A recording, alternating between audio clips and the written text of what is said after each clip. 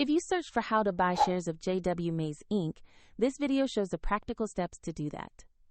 MAYS Inc. trades on NASDAQ under the ticker MAYS and operates in a manufacturing and processing sector. This is an educational guide and not financial advice. To buy the shares, you will need a broker account. I use eToro as an example to illustrate the steps.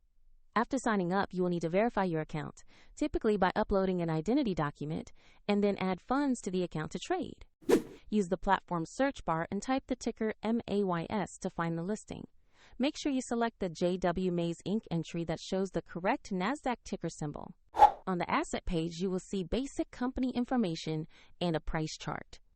Check the company name, ticker MAYS, and market NASDAQ to confirm this is the correct stock before proceeding.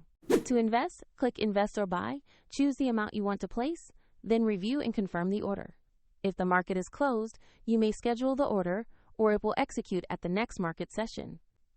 If you lack sufficient funds, the platform will prompt you to add money before confirming. After the order fills, your position will appear in the portfolio view.